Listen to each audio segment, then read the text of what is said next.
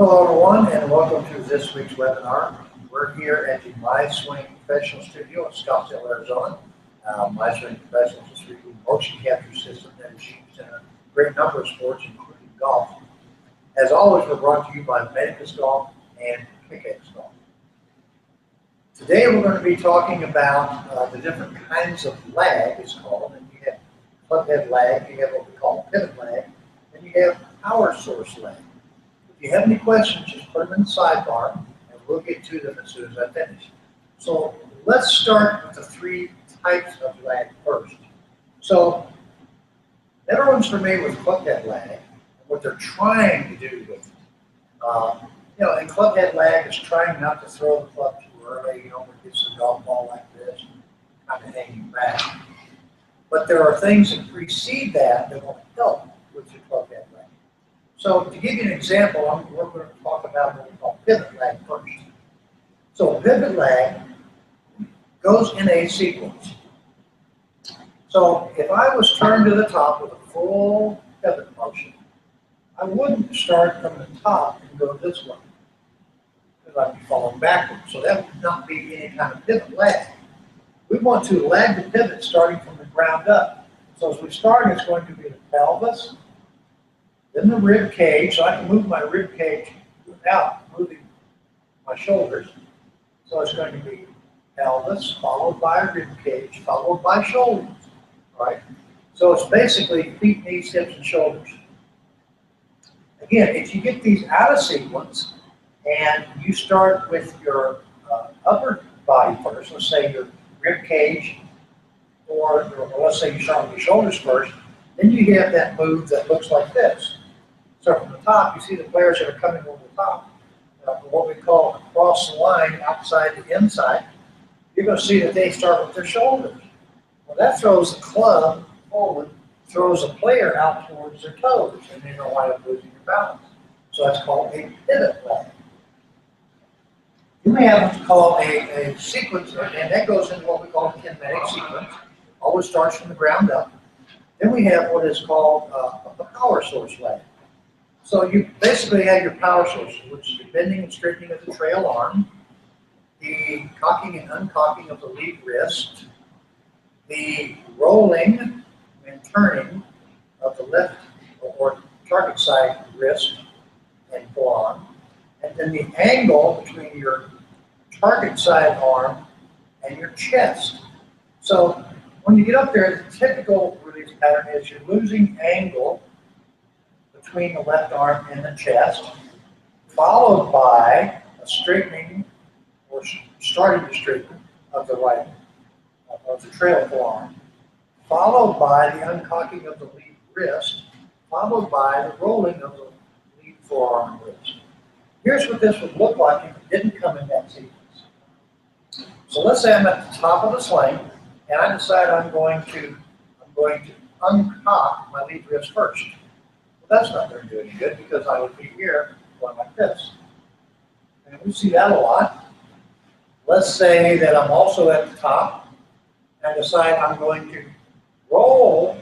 Okay, I turn my hand in the backswing, I'm going to roll it in the downswing. Let's say that I roll it. Well, now the club comes out and across as well. Now, let's say that I straighten my right arm. It's really hard to do without losing the angle between my chest. That would look this way. So as I straighten that arm, you can also see it's uncocking my lead wrist. I'm not losing any angle between my arm and my chest, but I am taking all this power out up in here.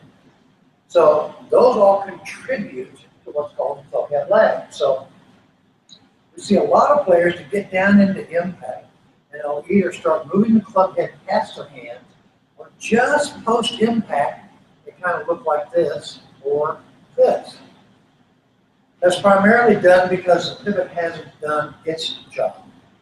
So again, when we go back to the pivot lag, there's the pelvis, then the rib cage, then the shoulders, and you'll notice as I get down to here, and I'll do it from this angle as well, as I get down into here, my shoulders are still just a little bit closed. Now watch what happens. Let me do it from this angle so you can see the path of my hand.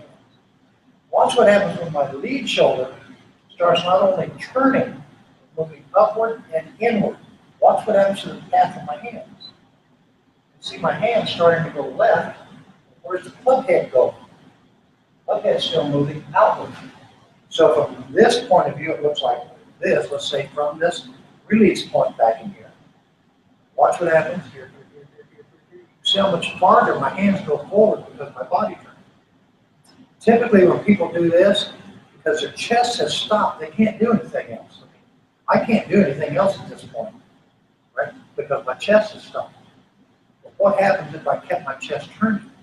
Now I can get clear over to here, right? So I'm here. You can see how the uncocking of the left wrist is gone. And again, if the upper body stops and you have to flip it this way, it's going to look like this. See how the body is stopped, folks rotated pretty fast rate of closure there. People that rotate their bodies have a little bit slower front face rotation. So all of those, the other lags, the power source lag and the pivot lag contribute to your club head lag.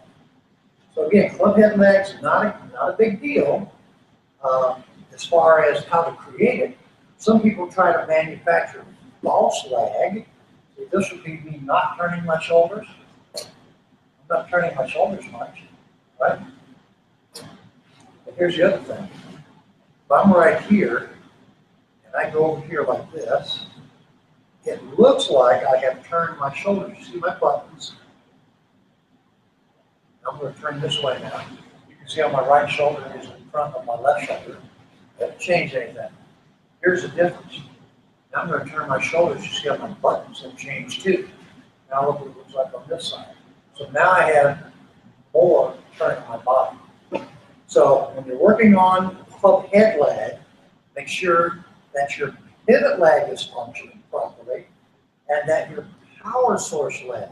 So remember, one of the last things you want to do as the left arm's moving off the chest, or your target's arm is moving off the chest, your trailing forearm is starting to extend, okay, or go into what we call extension, straightening in layman's terms, straightening but not straight.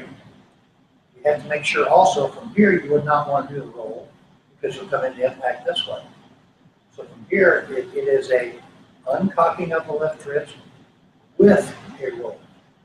So it is an uncock roll simultaneously. Some players do it in a section. They'll go uncock roll. Some players go uncock roll at the same time. You can use either one of those. But again, from this angle, it's going to look like this. I'm down here. Now, if I just uncock it without any turn of my body, this club is going to get back here. Now, I'm going to try to do this, but I'm going to turn. Now you see how the club hit forward of that point, right? So again, club head lag, pivot lag, power source lag, all tie in together. Now I got a bunch of questions, so let's get to them. All right, our first question is by Jim. Nope, sorry, Jim. Ethan, most of my shots go straight left. Why? Okay, Ethan, so if your shots are going straight left and you're a right-handed player, all that means is you have to remember the things we talked about when we talk about the club face, okay, the path of the club. If they're equal to each other, you're going to hit a dead straight shot, no matter whether it starts right, left, or wherever.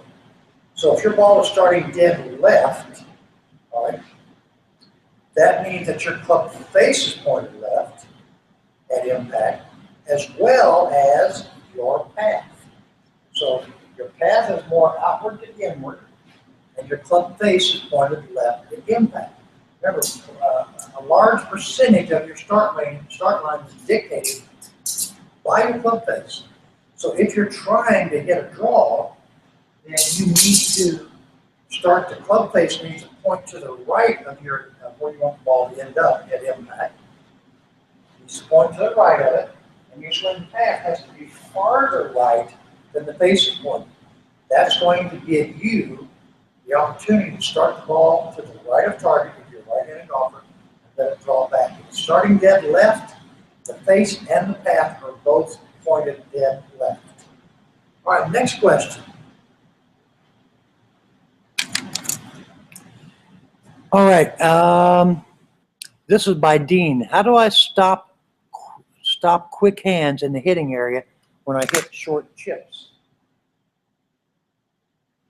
All right, so one of the best ways to do this is just take an alignment stick, put it on your club like I have it right here, so it's running up the side of your body.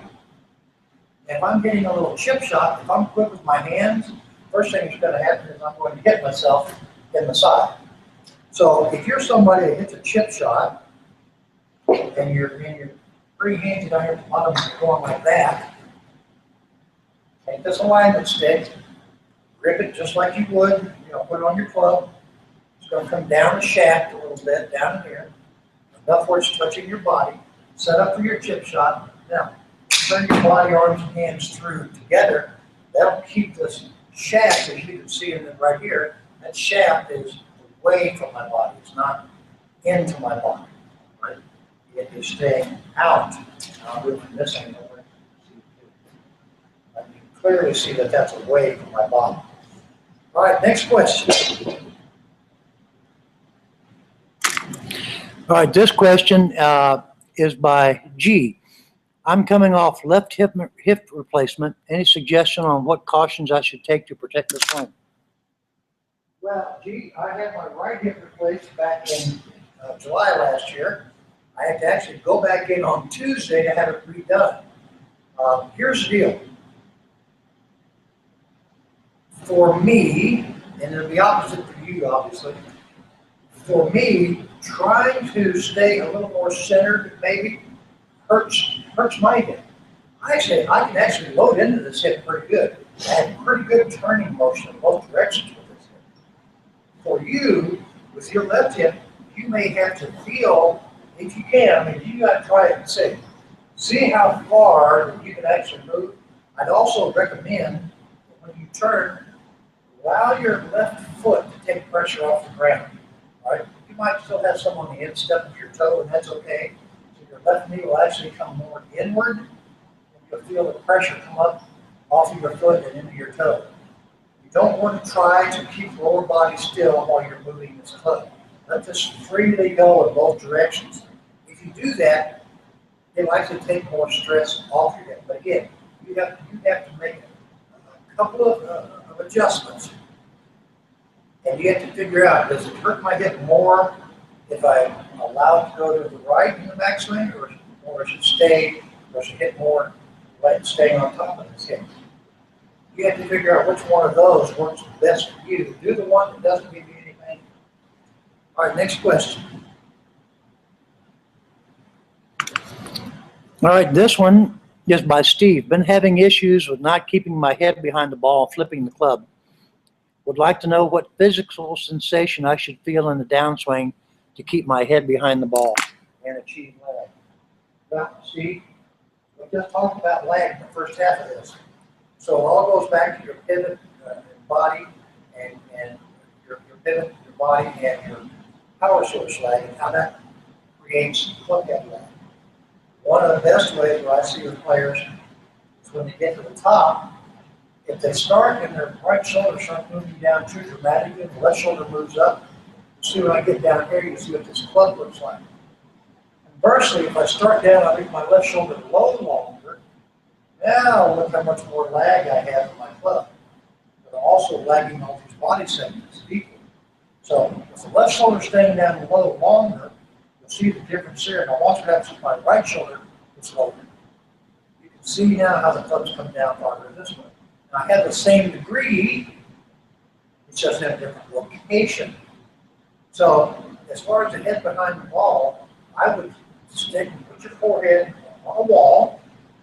Now, make a swing that goes back and down, right?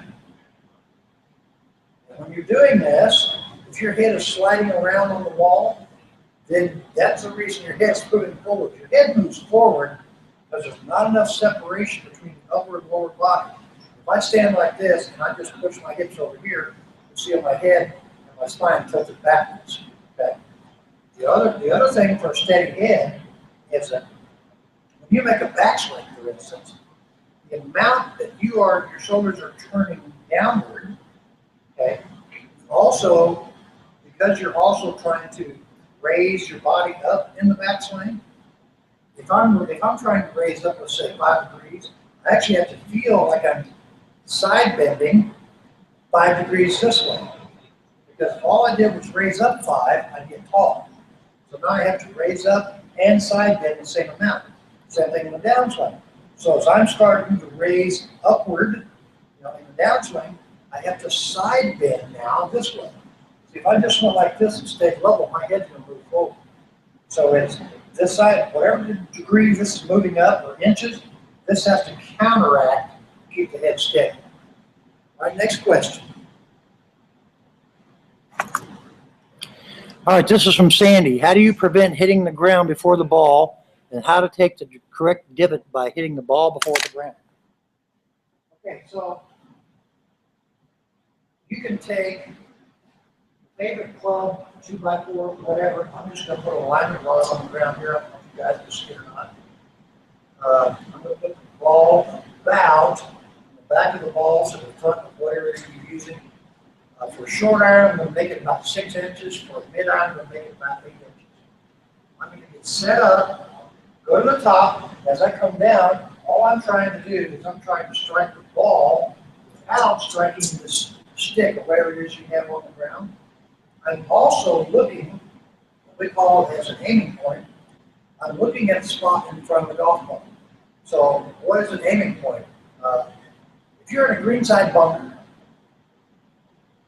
and you're going to get the ball up to the green, are you looking at the ball, behind the ball, or in front of the ball? Hopefully you answered behind the ball. Why do you want to hit behind the ball? Because you're not trying to hit the ball in a greenside bunker. You're trying to hit the sand and let the sand throw it out. That's why you're looking behind the ball. So if I want to hit the golf ball first, I'm going to look in front of the ball. So I'm going to make my backswing. I'm just going to make a little short backswing. I'm going to make my backswing, and then I'm going to look in front, and I'm going to drive that club down, boom, and try to get to this extension we talked about earlier, right? If you find yourself hitting this board or whatever you put down there, that just means that your pivot hasn't done its job. You're moving this end of the club instead of moving your hands. What's the difference here? This is moving the club, and see how my body's not moving. Now I'm moving my body. I'm going to make this very same motion and move my body. So from this angle, it looks like this. This is just moving the club. This is making that same motion, moving my body. That moves that point a lot farther forward on the strike the ground. All right, next question. All right, and this one is from Jim. Do you consciously release the wrist cock at a certain point in the downswing, or try to hold it as long as possible? Okay, here's the deal. If I put both hands on the club, and I go to the top of the backswing, you'll see that the club head is inside, which is back that way, the arc of my hands. So if I take this hand off, and now I start letting the club come down, at some point the weight of the club starts letting the club come down. So I'm not consciously trying to hold this as long as I can. I'm letting all this pivot lag, like we talked about, and the club head do its job. So you can do this. I mean, Tom Watson's in the Hall of Fame doing this, but he doesn't do it from staying back here. He does it from moving forward. Then you have guys like Sergio that are down here like this, right? They have a lot of pivot lag, and they have a lot of club head lag. Then you have guys that are kind of in between, like Medicus. He got about here and he started to do some club. So it doesn't really matter where you do it, but if you want to regain and have more of that lag, you've got to work on the piece we talked about earlier, what the pivot's doing, what the power sources are doing, and the sequence they're going in. Because again, this club head going past my hands means that this wrist looks like this. Okay, with this wrist and this forearm, if they did this, see, they don't get out of line when you rotate them. It's when you stop and bend them. This would be a horizontal motion doing this, but you're doing it down here. So if I did this, I'm going to get the club head in front. If I merely rotated, as you can see now, the club head's not going past my hands. So it's a matter of doing the right piece at the right time. All right, I think we have one more question. And this is from Victor. How to get a draw?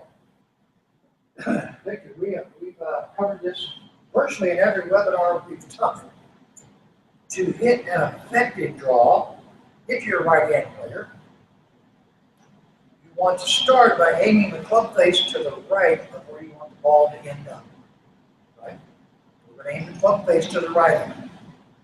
And I'll just put a couple of lines on the ground so you can see. Hopefully you'll be able to see this. Let's say that's where I want the ball to end up. All right. I want the ball to start to the right of that because I want to draw back to it for a right-hand player. That means my path, which is what the club head travels on, has to be to the right of my club face. So now I'm set here. So as I come down, my club face is pointed to the right of where I want the ball to end up. So it's starting to the right. My swing path is farther right than my club face is. Now there's a misnomer. You do not have to do this to hit a draw.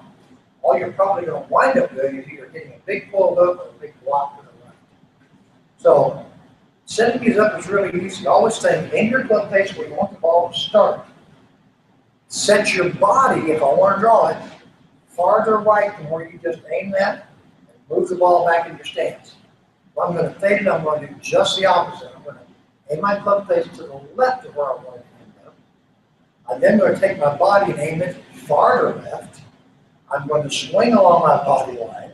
And again, I don't have to do anything. I'm just going to keep that geometry. The ball's going to start where the club face is aimed primarily, then curve away from the path. So I hope that helped you guys. We'll have the replay. If you missed it, we'll have the replay on later tonight or tomorrow. We're going to take a couple of weeks off while I have this hip redone. Hopefully everything will go good. We'll be back in no more than 2 weeks. Okay? Or it shouldn't be any more than 2 weeks. So until then, keep sending in what you'd like for us to talk about. Keep sending in those questions. They're great. And we'll see you.